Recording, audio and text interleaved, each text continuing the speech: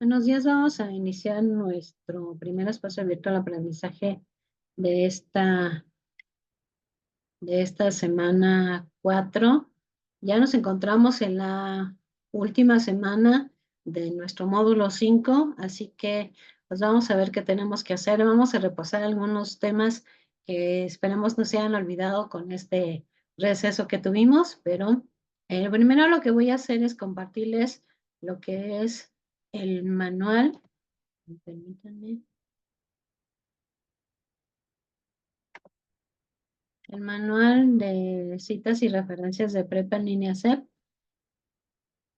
Para acordarnos un poquito, qué era lo que veíamos ahí.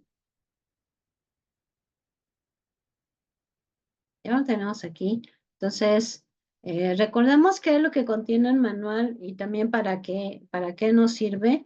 Primero, pues, el manual está compuesto por 5 capítulos. El primero de ellos nos hace referencia a la importancia de utilizar o citar correctamente algunas fuentes de información a las que nosotros acudamos, con la finalidad, obviamente, de ofrecer información a quien esté revisando o leyendo mi documento, también para no caer en el plagio. Esto quiere decir hacer pasar por mío una información que obviamente yo no investigué, para también dar el crédito a quien es el autor o a quienes son los autores de la obra que yo estoy consultando. Entonces, para eso tenemos lo que es el manual, está basado en el estilo APA. Recordemos que el estilo APA es de la Asociación de Psicología Americana, que creó este estilo. Esto quiere decir las normas. Y, por ejemplo, yo voy a compartir los datos de una página web, ¿cómo se deben de citar? ¿Cuáles son los elementos que necesitamos de esa página web para poderlo compartir? Entonces, es importante que revisemos, que siempre tengamos a la mano este manual, no sé, que lo imprimamos o que lo tengamos en nuestra computadora, para que sea un material que nosotros constantemente estemos revisando. Y el capítulo 1 también nos comparte una tabla que yo considero muy puntual, que nos hace referencia nos menciona la diferencia entre cita, referencia, sección de referencias, fuente y bibliografía, ¿no? Y cuáles son sus características. Por ejemplo, la cita es una idea que se retoma de otro texto para sustentar ideas propias. La referencia es la descripción específica de la fuente citada, en la cual se indica la autoría, la fecha, el título de la obra, el enlace cuando se trata de un material en Internet, entre otros elementos específicos. La sección de referencias, ahora sí, sirve para identificar y verificar las citas. La comunidad estudiantil debe incorporar la sección de referencias si la naturaleza de la actividad lo requiere. La fuente son todos los medios de comunicación de los cuales se puede tomar información, por ejemplo, libros, audios, videos, imágenes, etcétera. Y la bibliografía incluye principalmente las referencias que se consultaron o tomaron como base para escribir el documento, ya sea que se hayan citado o no se hayan citado. Entonces, esta tabla yo creo que nos precisa, porque a veces lo confundimos y pensamos que la cita y la referencia es lo mismo. No, la cita es cuando yo retomo esa información o esa idea y la llevo a mi documento, no sé, alguna definición o alguna frase, y la llevo a mi documento. Entonces yo tengo que hacer una cita, decir, una cita directa o indirecta, esta información, este es el autor y este es el año, y toda la información completa de esa fuente la voy a hacer en una sección de referencias. El capítulo número 2 nos lleva a parte de esto. Esto quiere decir, el capítulo número 2 nos enseña a cómo podemos hacer citas directas y citas indirectas, que recordemos es utilizar los textos que elaboró alguien más y obviamente darles el crédito, hacer la citación correspondiente. Las citas directas son cuando retomamos con exactitud las ideas de alguien más. Pueden ser cortas o largas, cortas menos de 40 palabras y largas más de 40 palabras. La cita indirecta, bueno, cada una, debemos de consultar el manual porque cada una se comparte la información de forma específica. La cita indirecta es cuando yo retomo la misma idea de la información, pero la coloco con mis palabras, respetando obviamente los elementos esenciales o las ideas esenciales de ese documento. Y aquí nos dice también que en prepa línea C, pues recomendamos trabajar con la paráfrasis, o sea, las citas indirectas, porque eso nos permite también trabajar con la parte de la comprensión lectora. O sea, tomar un texto y con nuestras palabras decir, bueno, de esto trata, respetando, como decíamos, pues son los elementos esenciales de esa fuente de información. Y el capítulo número, bueno, en este mismo capítulo, recordemos que hablando de las citas directas y las citas indirectas, no es nada más, por ejemplo, que yo me traigo una frase, ¿no? Una frase de Benito Juárez y me la traigo en mi documento porque eso refuerza lo que yo estoy diciendo. Pero lo que tenemos que hacer es, ahí mismo cuando estoy compartiendo la información, decir cuál es la autoría y el año. Autoría podemos entenderlo por el autor o hasta una institución puede ser autor. Entonces, lo podemos compartir estos datos de forma narrativa o de forma parentética. De forma narrativa es dentro de mi texto, así como está aquí el primer ejemplo. Dice, de acuerdo con Soto Rodríguez, este es el autor. Abrimos un paréntesis, colocamos el año, cerramos el paréntesis. El plagio es un problema que impacta tanto en lo académico como en lo profesional. Y también podemos hacer esto de forma parentética. El plagio es un problema que impacta tanto en lo académico como en lo profesional. Abrimos un paréntesis, colocamos los datos del autor, coma, el año y cerramos el paréntesis. Entonces, esta es una cita indirecta de forma narrativa y de forma parentética. Si nosotros no compartimos, no hacemos esta citación, decir la autoría y el año, que son los únicos elementos que se piden en este punto, estamos cayendo en el plagio, porque a veces lo que pasa es que compartimos la información en la sección de referencias, entonces ya justificamos porque decimos que ahí está toda la información. Entonces sí tenemos que tener mucho ojo con esto porque lo estamos mencionando dentro de nuestro texto, y eso quiere decir que yo tengo que decir de dónde obtuve la información para, pues, respetar, no caer en el plagio, dar la información necesaria, decir esa fuente de consulta, etcétera, etcétera. Entonces, revisamos estos puntos en este capítulo número 2. Entonces, aquí nos dice, bueno, cuando tenemos más de un autor, cuando es una institución, cómo debemos de compartir. El capítulo número 3 nos lleva a las referencias. Acuérdense que ya las referencias es donde vamos a compartir la información completa de esa fuente de consulta. Esto quiere decir la autoría, la fecha, el título y la fuente. Recordemos que autoría es quién es responsable de esta obra, la fecha es cuándo se publicó esta obra, el título, cómo se llama esta obra y la fuente, dónde puedo recuperar esta obra. Aquí tenemos un ejemplo para que nos quede más claro. La autoría es Huerta David. La fecha va entre paréntesis 2019. El título va en cursiva, material de lectura número 216, poesía moderna. La fuente es la Dirección de Publicaciones y Fomento Editorial de la Universidad Autónoma de México. Y aquí tenemos lo que es el enlace. Estos son los datos completos de la fuente de información a la que acudimos y esto va en una sección de referencias. Muy bien. Y también aquí nos dice, por ejemplo, si no tenemos algunos datos de las referencias, ¿qué es lo que debemos de colocar? ¿No? Por ejemplo, si no tenemos la fecha, vamos a colocar S.F. Esto quiere decir sin fecha. Y así podemos consultar dependiendo nuestro caso. También nos dice, bueno, ¿cómo vamos a hacer una referencia si tenemos una autoría de más de 10 personas, de 10 personas, etcétera, ¿no?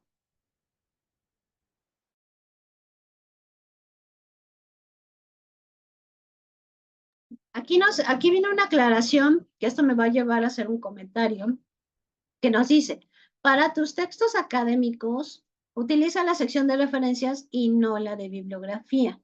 Acuérdense que, bueno, hay muchas herramientas que nos ayudan a citar correctamente en formato APA, pero sí es importante que primero hagamos una revisión del manual, porque hay unos puntos que se especifican para los trabajos que se generan en prepa en línea CEP. Entonces, uno de ellos es esto. Vamos a incluir una sección de referencias, no de bibliografía, en nuestros textos académicos. Y aquí vienen indicaciones específicas de cómo debemos de colocar, cuando las vamos a acomodar en orden alfabético, si repetimos datos, qué es lo que debemos de hacer. Aquí es importante revisar estos puntos. Nos vienen también ejemplos. Y este punto es importante, que toma en cuenta, es muy importante. Si no tomas información de alguna fuente, pero no le das el tratamiento de algún tipo de cita, aunque al final realices una sección de referencias, cabe la posibilidad de que estés cometiendo algún tipo de plagio. Entonces, tenemos que tener las dos, ¿no? Retomo información y la coloco en mi texto para enriquecer lo que estoy diciendo, hago una cita directa o indirecta con sus características. Y al final agrego una sección de referencias donde ahora sí voy a compartir los datos completos de esa fuente de información. Y el capítulo número 4 nos lleva a ejemplos de referencias comunes. Esto quiere decir, primero nos va a dar, por ejemplo, si yo utilicé un PDF de prepa en línea CEP, aquí viene la estructura que debe de contener, ¿no? Primero debo de poner prepa en línea CEP, y bueno, sin fecha, el título del PDF, a qué módulo corresponde, el nombre del módulo y la plataforma de aprendizaje. Y aquí vienen los ejemplos. Así nos vamos con cada uno. Si consulto fuera de el material que tenemos en prepa en línea CEP, cómo se debe de consultar, otro tipo de documentos, cómo debemos de consultarlos, o citarlos más bien artículos de revista, de periódico, audiolibros, películas, series, eh, diccionarios, infografías, mapas, audios, podcasts, canciones, las redes sociales también, cómo las debemos de citar, software, tesis de licenciatura, maestría o doctorado, ponencias, etc. Referencias legales también y otra serie de más información. Y nuestro último capítulo son las tablas y figuras. Las tablas y figuras, pues a veces las utilizamos porque visiblemente nos quedan más claro algunos conceptos. ¿Cómo puede ser, no sé, fórmulas matemáticas o si voy a hacer un comparativo de la cantidad de población que vive en cada uno de los estados, a lo mejor lo entiendo más y lo presento en una tabla, ¿no? Que compartir una información tipo párrafo a lo mejor no queda entendible. Entonces aquí dice la diferencia entre tablas y figuras. Las tablas muestran valores, información ordenada en filas y columnas, y las figuras pueden ser gráficas, imágenes, dibujos, fotografías, mapas, líneas del tiempo o cualquier otro tipo de ilustración. ¿Cuáles son las características que deben tener las tablas y figuras? Pues el número, debemos de irlas numerando en orden consecutivo, el título, una nota debajo de cada tabla o figura, y invitar a decir la ubicación donde se encuentra la tabla o figura.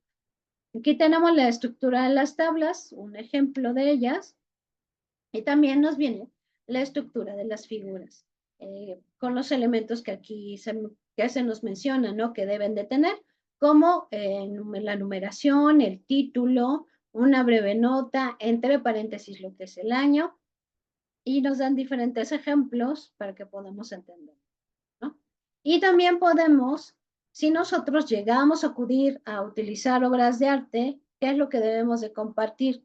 El título, el número de la figura, el nombre original de la obra, y como nota vamos a colocar el apellido del autor y el año que se dio a conocer la obra, entre paréntesis.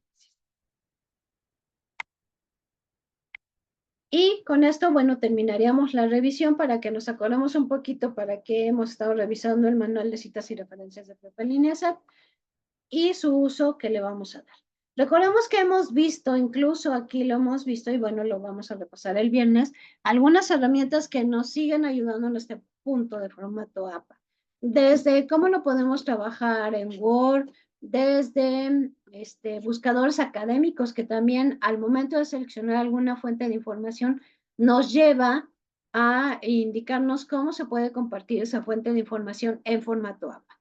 Todas estas herramientas son perfectas, pero lo primero que debemos de hacer es la revisión del manual de citas y referencias de Prepa en Línea CEP para que sepamos que si hay algo que debo yo de cumplir y no está mencionado en ese otro espacio al que yo acudí, pues obviamente lo debo de incluir en mi documento o mi texto académico de prepa en línea. Muy bien, con eso terminamos la revisión del manual y nos vamos a la presentación del día de hoy para ver qué tenemos que hacer esta semana. Permítanme.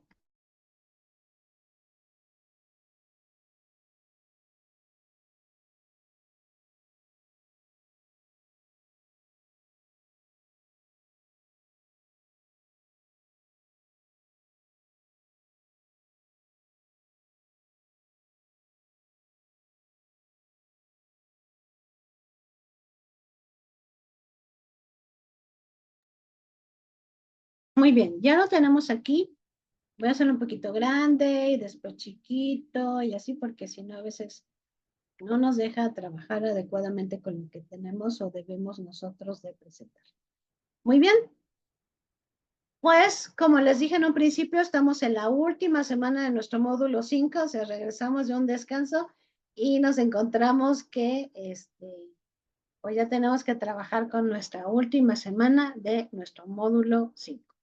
Entonces, es una semana que le llamamos semana de integración porque retomamos diferentes elementos o conocimientos de las semanas anteriores y los trabajamos en esta semana, en el proyecto integrador, en el foro de integración, en fin, en cada una de las actividades que vamos a ver ahorita, ¿qué tenemos que hacer? Muy bien, pues como es una semana de integración, vamos a repasar algunos de los temas que vimos en este módulo. Recordemos que pueden ustedes encontrarse algunos de los recursos de la semana 4 que hayan visto en las otras semanas, porque como es una semana de integración, pues retomamos esos elementos para esos temas, ¿no? Para aplicarlos en nuestras actividades de esta semana. Así que vamos a empezar primero por lo que es la argumentación. La argumentación es el mecanismo a través del cual se sustentan un punto de vista en un discurso oral o en un discurso escrito. Aquí, a veces me han hecho la pregunta, pero si ya me hice un, un ensayo, ¿por qué tengo que hacer un audio si ya puse toda la información en el ensayo? Entonces, ¿por qué es así? Porque tenemos que cumplir también con este punto. Nosotros tenemos que saber, aprender a hacer eh, argumentaciones, tanto de forma escrita, por eso trabajamos con los ensayos, con textos argumentativos, como de forma verbal. Por eso nos piden los audios donde nos dice, retoma por ejemplo, retoma un argumento y justifica por qué lo escribiste así, ¿no? Entonces, tenemos que grabarlo dando la justificación y todo eso nos ayuda, pues, a hacerlo escrito y hacerlo de forma oral. Porque, pues, no siempre cuando tengamos que justificar alguna postura, alguna investigación, no siempre va a ser por escrito. A veces nos encontramos con la oportunidad de que tenemos que hacerlo de forma verbal. Entonces, por eso es la justificación de los audios que tenemos que entregar.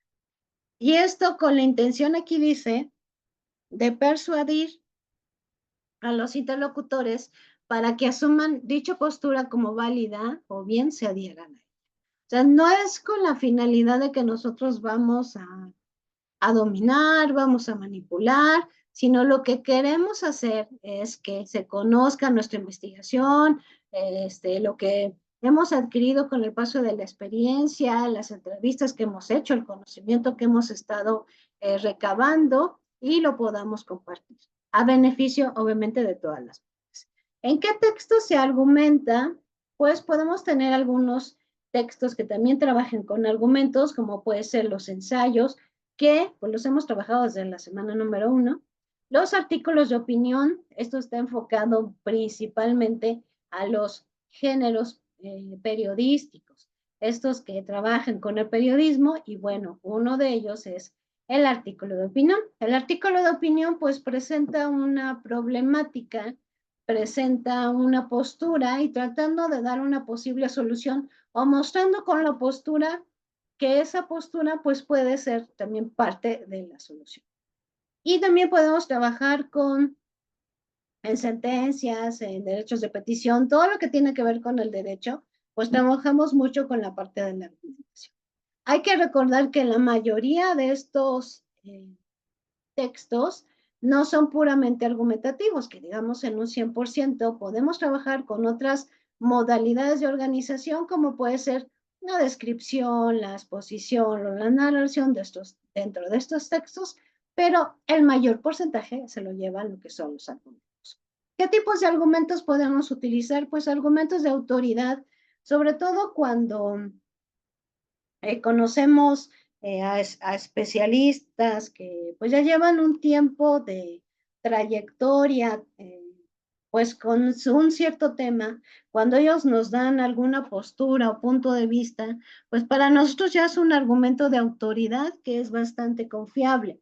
Por ejemplo, cuando alguien en finanzas ya sabemos que pues ya tiene una maestría en finanzas, que ya escribió, por ejemplo, un libro, que ya tiene años en en ese tema, pues sabemos que todo lo que nos diga es algo que debemos de tomar en cuenta porque tiene autoridad en el tema. Entonces, estos son los argumentos de autoridad. También otro tipo de argumentos que nos dan también apoyo a lo que estamos diciendo vienen siendo los datos y los hechos. A lo mejor cifras, a lo mejor diciendo que alguna institución hizo alguna investigación y nos está compartiendo los datos, para nosotros nos queda más claro o más entendible o confiamos más en esa información que nos están compartiendo.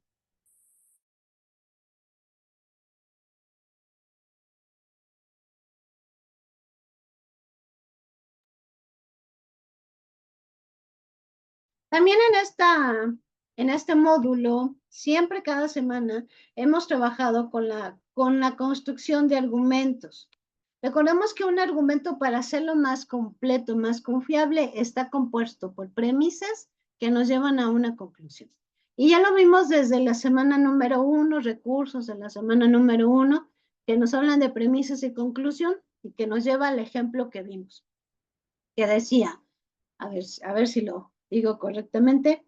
La pintura cubista está compuesta por las figuras geométricas, ¿no? Y Pablo Picasso es, la siguiente premisa era, Pablo Picasso es el principal representante de la pintura cubista.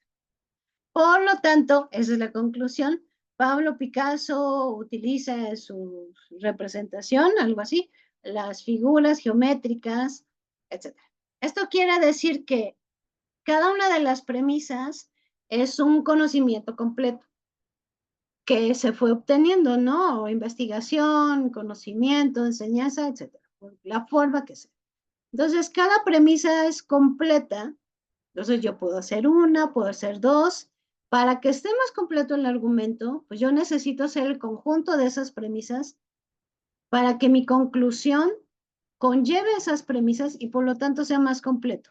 En un ejemplo, a lo mejor para que nos quede más claro. Si a mí me dicen que yo tenga que construir un argumento sobre los bomberos, yo primero puedo investigar que los bomberos son personas que tienen excelente condición física.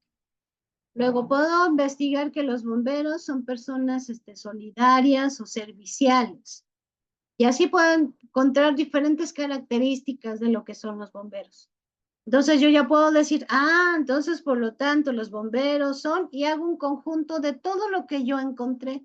Esto quiere decir que tengo un argumento completo. Así cuando debemos de justificar, por ejemplo, alguna propuesta, no nada más puedo decir, yo creo que los salones de clases se deben de pintar de color blanco. ¿Y por qué? Nada más porque se ve bonito. Entonces tenemos que decir por qué, ¿no? Porque el blanco permite que se adquiera mejor el conocimiento, porque da tranquilidad, porque genera luz, porque permite que los momentos de distracción se acorten y por lo tanto la atención hacia la enseñanza sean tiempos más largos. Entonces ya estoy dando una serie de argumentos para justificar lo que estoy presentando.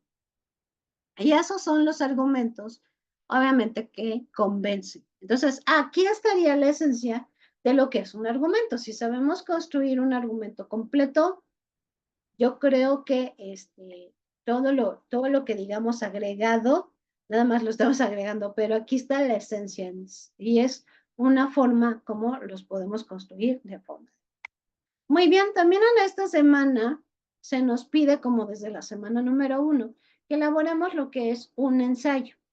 Entonces, recordemos que el ensayo no nada más es que yo coloque, pues yo pienso que los arbolitos verdes están bonitos porque son verdes, sino más bien ya estamos elaborando un texto y por lo tanto, primero mi texto debe de tener una estructura, una serie de pasos que debo yo de realizar para poder hacer mi texto. Aquí vamos a mostrar 5 pasos para poder realizar lo que es un ensayo. Vamos con el paso número 1, que sería lo que es el análisis.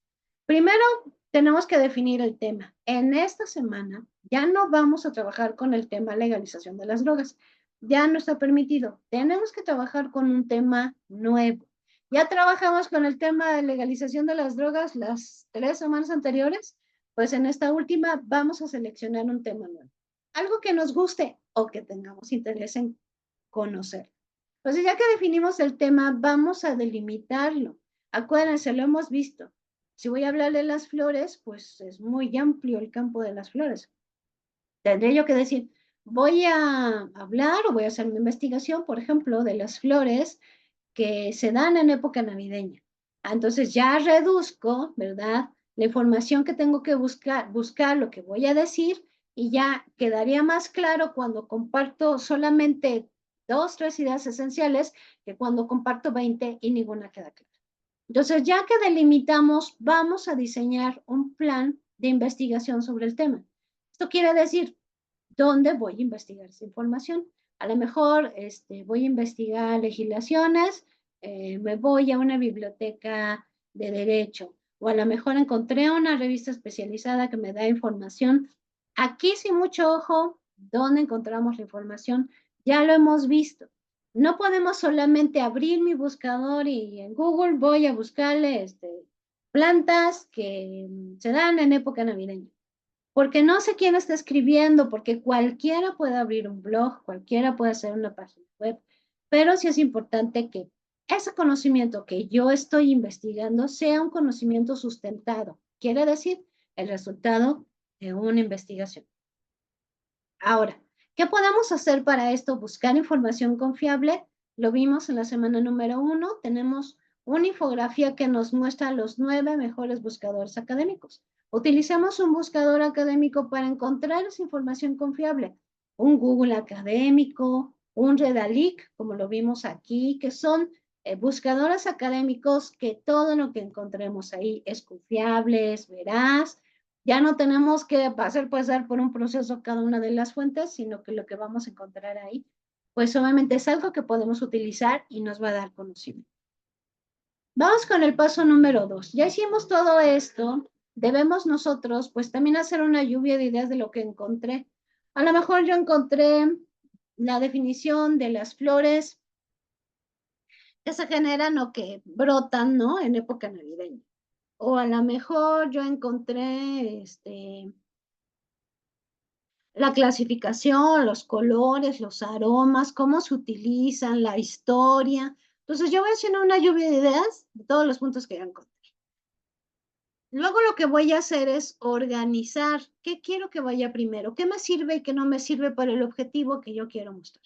A lo mejor el objetivo es que yo voy a mostrar cómo algunas flores se han utilizado con el paso del tiempo y han formado parte de la historia de mi país. Entonces hay alguna información que no me sirve y hay otra que sí me sirve. Entonces quitamos lo que no me sirve y lo organizo que va primero, que quiero que vaya después y así lo vamos colocando. Y por lo tanto ya escribimos lo que sería un borrador. Esto quiere decir, voy a empezar a hacer mi ensayo, pero primero voy a cumplir con una estructura y voy a hacer un borrador. Mi ensayo debe de tener la estructura de introducción, desarrollo, conclusión y fuentes de información. Recordemos que la introducción es cuando yo le voy a decir al lector de qué trata mi ensayo sin necesidad de que yo lo desarrolle. Esto quiere decir puntos, ideas importantes. ¿Cómo me puedo orientar para esto? Podemos tomar una revista. Y una revista, la editorial, que son las páginas primeras de la revista, nos dice la editorial, pues, los temas que vamos a encontrar dentro de la revista, pero no me los desarrolla. Esto me sirve para mí como lector, pues que generarme esta curiosidad y decir, no, pues, si quiero leer el artículo que habla de un laboratorio en tu bolsillo, entonces se me hace muy interesante y lo voy a leer, ¿no? Entonces, nos sirve para llamar la atención. Luego el desarrollo es donde ahora sí voy a desarrollar, como su nombre lo dice, voy a trabajar con cada uno de los puntos que yo considere que debo de compartir en el desarrollo. Ahora sí, es el espacio donde conlleva mayor trabajo y mayor investigación. Si quiero hacer mis citas directas, indirectas, puedo hacerlos en la parte del desarrollo. Los invito a que se hagan la costumbre de poco a poco incluir una cita directa y una cita indirecta. Incluyanla. Poco a poco dicen, bueno, en este módulo, cada trabajo que entregue voy a incluir una cita directa y una cita indirecta. En el siguiente módulo voy a incluir 2 y 2. Así con la finalidad de que vayamos enriqueciendo nuestro trabajo y las investigaciones. Pasamos al tercer punto de la estructura del ensayo, que viene siendo la conclusión. La conclusión es el cierre de lo que yo estoy diciendo, ya el momento de que ya, a ver, ya voy a cerrar, ¿no? Es como cuento un cuento, ¿no? Y mi cuento debe de tener un final, voy a incluir un final. No, pues y vivieron felices por siempre, ¿no? Ya estoy concluyendo, dando un cierre. De alguna forma tengo que hacer un cierre en lo que yo estoy diciendo. Puedo hacerlo por medio de una frase o repasando las dos ideas que mostré así de forma muy concreta, muy rápida, o haciendo alguna motivación, una reflexión, etcétera. Y no olvidemos lo que debemos de incluir, que lo vimos en el manual, una sección de referencias. Yo, obviamente, todos no tenemos el conocimiento del mundo, no somos bibliotecas que van ahí caminando por la calle, pero sí somos seres que queremos obtener el conocimiento y acudimos a fuentes de información para que nos den el conocimiento. Debemos de compartirlo por todo lo que dijimos, para evitar el plagio, para compartir información si la gente desea hacer más consulta de otras fuentes, para justificar lo que estoy diciendo, para validar que es una investigación. Entonces ahí vamos a incluir mi sección de referencias, consultemos nuestro manual, cómo debe de ir la estructura de la sección de referencias. En el paso número 4 vamos a incluir lo que es el título. Y aquí vendría la pregunta, ¿pero por qué hacemos al final el título? Si el título es lo primero que leemos. Porque como ya escribí el ensayo, ya investigué, ya lo estructuré, ya lo escribí, ya estoy con mucho conocimiento sobre el tema. Entonces ahí puedo escribir lo que es el título. La propuesta es hacer 10 títulos. Pongamos 10 títulos sobre el tema. Los que pensemos más adecuados, que no se parezcan uno del otro porque si no va a ser el mismo. Entonces, digámosle a las personas que conocemos, escribió un ensayo que trata así, así. ¿Cuál de estos títulos vota por cuál de estos títulos consideras que es el más adecuado? Y posiblemente nos ayude a obtener el título que es adecuado para el ensayo que hemos hecho. Nuestro paso número 5. Recuerden que nosotros hicimos pues un borrador de mi ensayo. Ahora sí debo de pulirlo para que salga el ensayo que yo quiero. Revisarlo, quitar lo que no me sirve, los errores gramaticales, los ortográficos, los de dedo, con agregar la información que necesito o quitar la información que me está estorbando. Para que como resultado tengamos el ensayo que estamos buscando y que cumpla con el objetivo que nosotros hemos planteado desde un principio. Pues bien, para que nos quede más clara esta información que estamos aquí presentando, vamos a ver un video que nos ayuda en esta parte de la estructura del ensayo. Así que lo vemos y lo escuchamos, por favor. ¿Qué hola, qué tal? Yo soy Fernando Castro, soy el profesor lector y el día de hoy te tengo una pregunta de la cual ya sé la respuesta. No sé si alguna vez te ha ocurrido que tu profesor te dice algo como lo siguiente. Bueno muchachos, antes de dar por terminada la clase, les encargo para mañana un ensayo sobre la Segunda Guerra Mundial.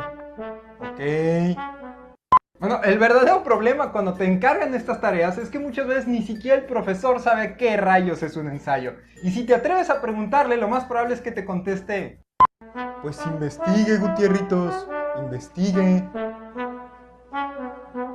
Así que para darle solución a este problema, el día de hoy vamos a hablar de qué es y cómo se escribe un ensayo.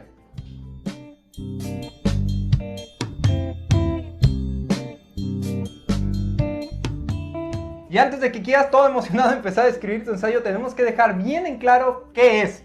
Porque un ensayo es un texto en el que vas a estudiar y analizar un tema, pero también vas a dar tu opinión fundamentada. Esto de fundamentada es porque no se vale nada más opinar por opinar y decir, ah, el color rojo me cae gordo, pues porque apesta y ya. No, tienes que tener algo que sustente tu opinión, ¿ok?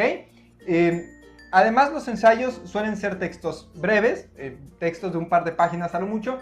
Sin embargo, en la literatura universal es común encontrar ensayos largos, como por ejemplo El laberinto de la soledad de Octavio Paz, que es uno de los ensayos más célebres en la literatura mexicana. También es importante que antes de empezarlo a escribir tomes en cuenta la estructura que este va a tener, porque los ensayos deben de llevar siempre en el mismo orden introducción, desarrollo y conclusiones. No se vale comenzar por las conclusiones o por el desarrollo y luego quererte regresar a algo que te saltaste. En la introducción, que es lo primero que vamos a escribir, debemos de plantear cuál es el tema del que vamos a hablar y por qué es importante. Esta última parte tiene mucha relevancia porque si bien tú puedes escribir un ensayo del tema que tú quieras, lo ideal es que sea de un tema de relevancia. Yo podría escribir un ensayo, por ejemplo, sobre la viscosidad de los mocos, pero eso no significa que mucha gente se vaya a interesar por leer mi ensayo. Luego vamos a escribir el desarrollo, que es donde debemos de plasmar toda la información que conocemos al respecto del tema, lo que investigamos, citas textuales, gráficas, todo lo que sea necesario, lo vamos a colocar ahí para que al último, cuando escribamos nuestras conclusiones, que es donde vamos a poner nuestra opinión sobre el tema, la podamos sustentar con la información que pusimos en el desarrollo. Sé que todo esto que te acabo de explicar puede sonar un poco redundante, pero es en serio. Muchas veces comenzamos todos emocionados con las conclusiones y decimos, ¡ay, es que esto está bien padre! Porque sí, que este... bla, bla, bla", y luego nos vamos al desarrollo y a veces la introducción ni siquiera la escribimos. Y ahora sí vamos a mencionar 5 consejos que yo te puedo dar para que escribas un ensayo de calidad. El primero es que tengas bien delimitado cuál es el tema del que vas a hablar. Seguramente si te lo dejaron de tarea, ya tienes delimitado el tema. Pero puede que no, o puede que te lo hayan dejado de tema libre, o que lo estés haciendo por alguna otra razón. En estos casos es importante que tengas bien delimitado cuál es el tema del que voy a hablar. ¿Por qué? Porque muchas veces queremos abarcar temas generales de los cuales nunca terminamos de hablar. Por ejemplo, si yo quisiera escribir un ensayo sobre política, hay infinidad de cosas que yo puedo decir sobre política y jamás terminaría de abarcarlas todas. Debería de enfocarme, en todo caso, en decir, bueno, voy a hacer un ensayo sobre política mexicana del siglo XXI. Ah, bueno, ya voy enfocado en algo, que sigue siendo un tema bastante amplio, pero ya voy enfocado en una cosa en especial. Además es importante que, si se puede, elijas un tema del que ya tengas una idea o te estés formando una idea, porque si apenas durante la investigación te vas a empezar a formar una idea del tema, es probable que cuando termines de escribir tu ensayo ya ni siquiera estés de acuerdo con tu propia opinión o que puedas cambiar adelante con el tiempo. Entonces, lo ideal es que ya tengas una noción del tema del que vas a hablar. El segundo consejo es precisamente que investigues bien antes de escribir. No nada más que digas, ah, bueno, ya conozco el tema, venga, y me pongo a explicar lo que sé. No, es importante que investigues, que busques en varias fuentes de información, que busques a autores que ya han hablado de ese tema y si hay otros ensayos de lo mismo, que también investigues en ellos. Este segundo consejo va de la mano con el tercero, que es el hecho de que debes de agregar citas de otros autores en tu ensayo. Esto no tiene la finalidad de ganar espacio y decir, bueno, pues ya maté 5 renglones con la opinión de fulanito. No, esto es porque le va a dar fuerza y fundamento a tus opiniones el hecho de que las acompañes con otros autores expertos en el tema o más conocedores que uno que opinen igual que tú. No todos podemos ser expertos en todo, pero sí podemos autocomplementar nuestra información y nuestras opiniones mutuamente. Si encuentras autores que opinen igual que tú y que fundamenten tu opinión, adelante, úsalos. Es un recurso que te va a servir mucho.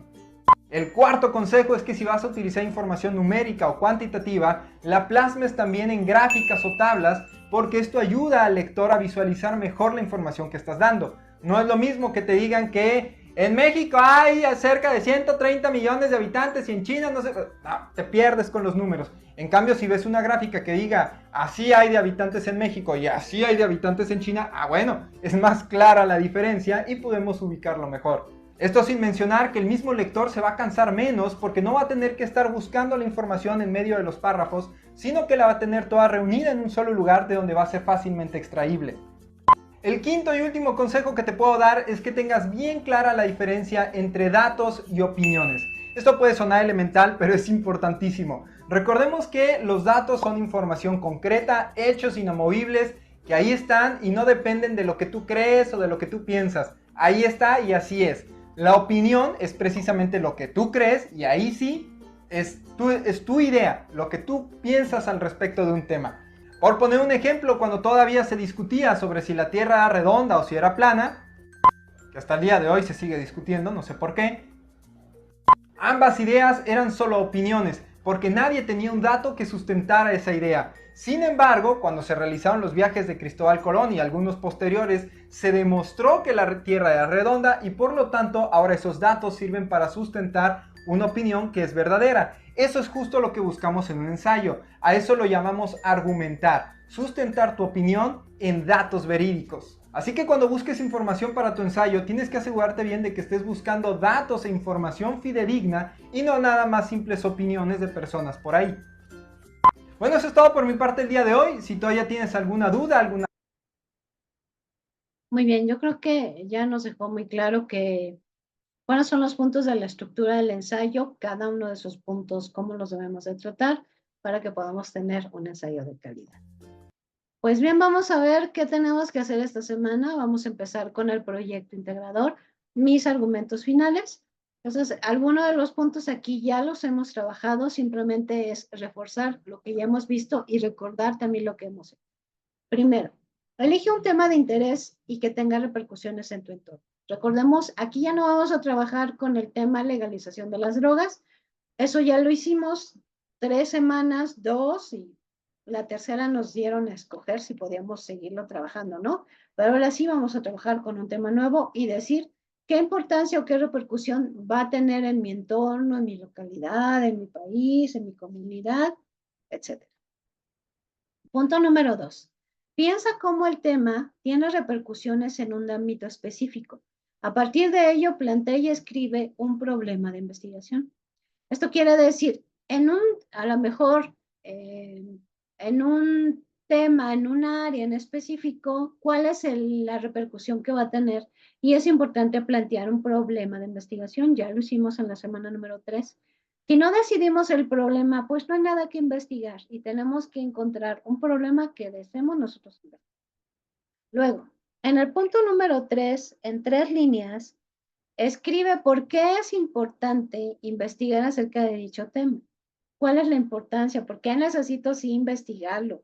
A lo mejor nunca ha habido otra investigación, a lo mejor no lo he encontrado, o a lo mejor el enfoque que le dan no es el necesario, etc.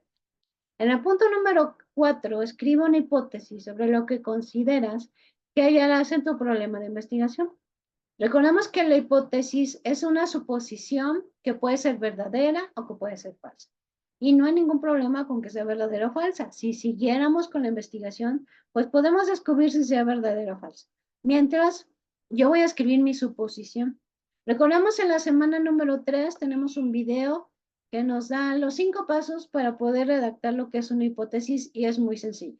Podemos irlo haciendo pausando el video paso por paso hasta que lleguemos al punto de construir la hipótesis, esta suposición con causas y consecuencias que nos ayuda a plantear. Recordemos que la hipótesis no es el objetivo, no es una justificación. Entonces, revisemos este video que nos ayuda a recordar qué hicimos cuando construimos una hipótesis en la actividad de la semana. Ahora, en el punto número 5, escribe 2 ciencias desde las que abordaremos el tema. Ya lo vimos en la semana 2, cuando se nos pedía 2 o 3, no me acuerdo, áreas de conocimiento que nos iban a compartir información. Y hacíamos la reflexión de la importancia de que diversas áreas de conocimiento me compartan información porque, pues, no, por ejemplo, no medicina tiene el conocimiento de todas las áreas. Entonces, sí necesitamos el aporte de diferentes áreas para enriquecer lo que estamos compartiendo. En el punto número 6, describe de qué forma llevaste a cabo la investigación documental para realizar los 4 pasos anteriores. Para tu respuesta, recuerda basarte en las técnicas documentales e informáticas que revisaste en el módulo. ¿Qué pasos hicimos para encontrar la información que estamos planteando? ¿Dónde la buscamos? Si trabajamos con buscadores académicos, todo eso lo vamos a plasmar.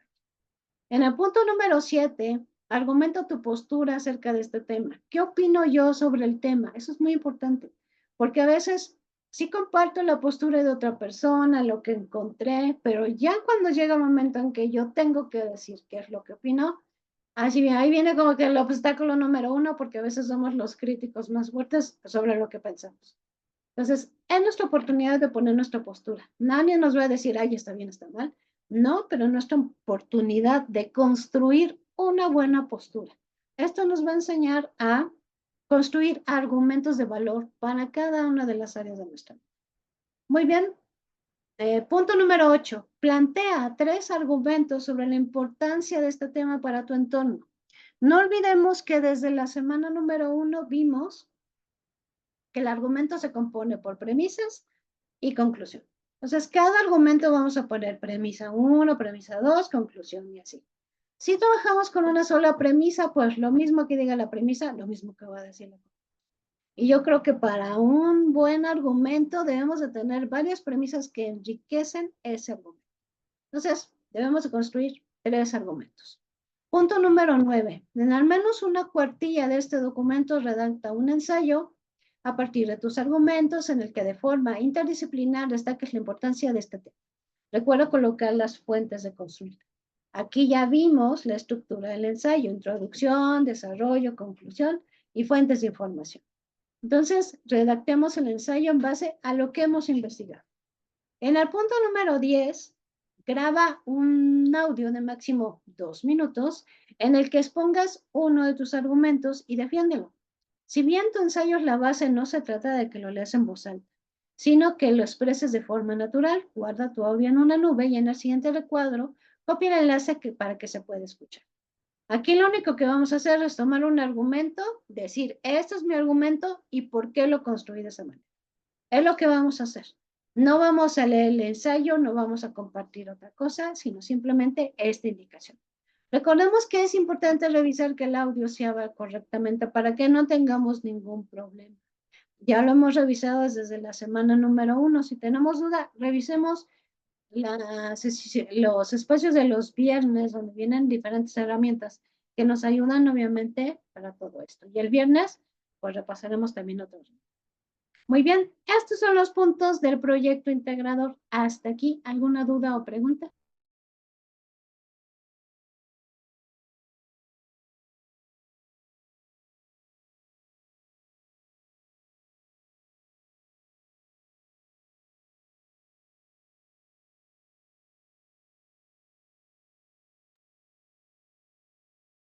Ok, muy bien, pues vamos a continuar entonces.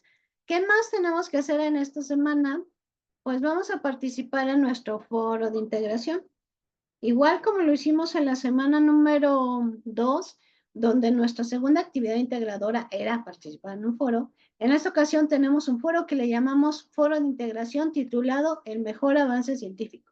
Vamos a trabajar en compartir información sobre aquel avance científico que consideramos que ha aportado mucho a la humanidad. Nos han compartido sobre la penicilina, los rayos X, pero sobre todo la área de salud creo que es la que va ganando los avances científicos. Así que vamos a ver qué tenemos que hacer en este foro.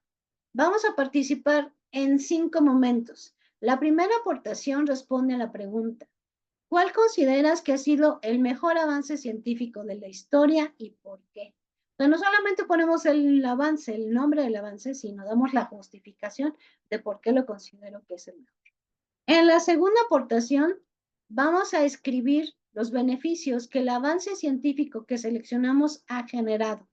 Explícalos desde lo que dice una disciplina, no sé, la medicina, digo, si escojo la penicilina, voy a decir desde el punto de la medicina cuáles son los beneficios que ha traído la penicilina, ¿no? Y ahí estamos compartiendo una disciplina o área de conocimiento que está dando aporte a este tema.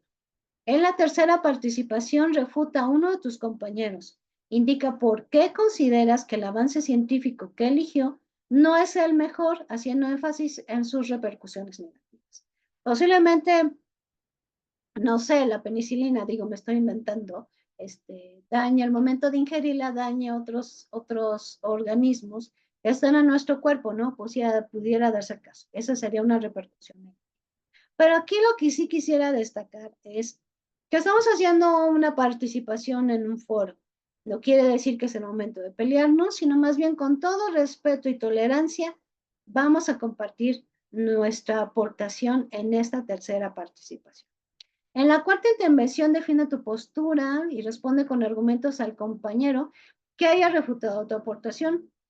O en caso de que alguna de tus aportaciones no hayan sido replicadas, refuerza la aportación de otro compañero del cual consideres que el avance científico que compartió es benéfico. Entonces aquí lo podemos hacer. O sea, si nadie nos hizo caso en nuestras aportaciones, entonces podemos hacer este punto.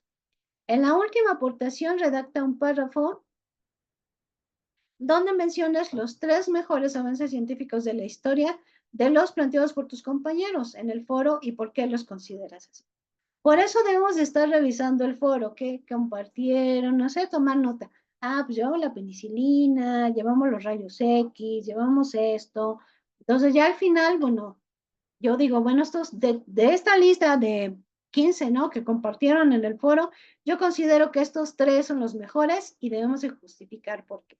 Estamos en un módulo de argumentación y entonces el argumentar lo que estamos nosotros diciendo, seguimos construyendo estas justificaciones que nos ayudan a defender nuestra postura o punto de vista. No olvidemos que al final de donde dice la última aportación, dice, consulta la rúbrica para conocer cómo se valoran tus aportaciones. Recordemos que la rúbrica nos enseña qué se espera de nuestro foro. Comúnmente tiene una columna de excelente, ¿no? Que lo que está ahí es lo mejor, lo que debemos hacer al 100% de nuestro foro. Revisamos esa columna para que verifiquemos que nuestras aportaciones cumplan con estos puntos que se requieren. Y puntos a tomar en consideración en el foro. Ay, perdón, no está aquí la captura, pero sí es importante que los mencione, porque luego son nuestras áreas de oportunidad en el foro. Número 1, como ya lo dije, fomentemos el respeto y la tolerancia. Comúnmente en el foro de integración, el foro aprendiendo, son espacios donde todos debemos de converger, pero podemos encontrarnos con posturas que sean totalmente opuestas a lo que pensamos y no significa que ya sea el pleito total. Respetemos, quedémonos con aquello que nos construye y compartamos aquello que va a construir a los demás. Segundo punto, son 5 aportaciones, cada una tiene sus características, así que debemos de cumplir con estas características. Siguiente. Hacer un foro y no hacer una actividad, esto significa que tenemos que participar a lo largo de la semana. Estamos el miércoles a mediodía, bueno, ya casi en la tarde, ya en la tarde más bien. Entonces tenemos oportunidad de empezar a aportar y participar en el foro. Recuerden que nos resta puntos si lo hacemos en un solo día, nos resta puntos en que en una sola aportación yo ponga las 5 aportaciones, eso tampoco es válido. Entonces, no hagamos esto que nos baja de calificación. Y creo que son, recordemos que si retomamos información de otras fuentes, pues debemos incluir los datos de esa fuente de consulta. Aquí tenemos una imagen que les incluí en el foro, bueno, para que retomemos estos puntos y sobre esto investigarlos, sino que los tenemos en cuenta por si nos ayudan en algo, ¿no?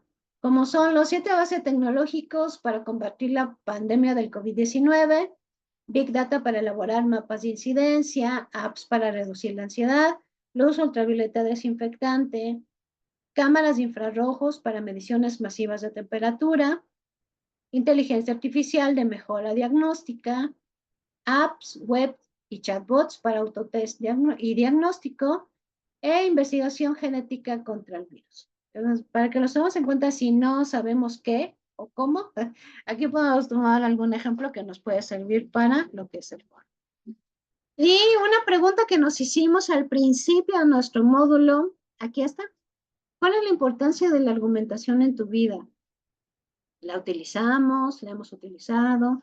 ¿Consideramos que no hemos sido buenos al momento de defender alguna postura? ¿Qué herramientas o materiales te ha compartido el módulo que tú consideras te va a ayudar en tu argumentación? Y es lo que compartíamos en el foro aprendiendo. ¿Cuál ha sido el tema o el conocimiento que más trabajo te costó adquirir y cuál ha sido el que más fácil te resultó aprender? Podemos encontrar áreas de oportunidad y también temas que nos ayudan a seguir mejorando en la argumentación que nosotros vayamos construyendo. Entonces, se queda aquí una pregunta de reflexión. ¿Cuál es la importancia de la argumentación en tu vida para que pensemos de qué manera nos puede servir? Actividades también esta semana. Recordemos que tenemos 2 actividades formativas, usar argumentos e investigación. Es importante que las contestemos. ¿Cómo las vamos a contestar? Pues estudiando todos los recursos de la semana. La autoevaluación, recordemos que la autoevaluación genera un porcentaje. Entonces son una serie de preguntas, pero mucho ojo con esto. A veces las contestamos y se quedan ahí. Ya las contesté y ya pasó a lo que sigue. Pero nunca las enviamos. Entonces, mucho ojo que cada actividad o cuestionario, sobre todo que ingresemos, lo contestemos con calma y al final sí lo mandemos de forma correcta. Hagamos el envío. También, ¿cómo podemos verificar que eso sí se envió correctamente? Podemos irnos, lo enviamos, lo hicimos, esperamos un momentito y podemos ir a nuestro portafolio de evidencias. Ahí de alguna manera tiene que estar señalado que ya hice la autoevaluación. Recordemos que tienen una imagen en el foro novedades que les incluí. Si hacen todas las actividades de esta semana y obviamente bien y obtienen 10 en ellas, ¿no? En las que tienen puntaje, van a ver qué cantidad de puntos van a sumar tan solo de esta semana, para que lo revisen. Nuestra fecha de cierre. Nos encontramos hoy, miércoles 24 de julio.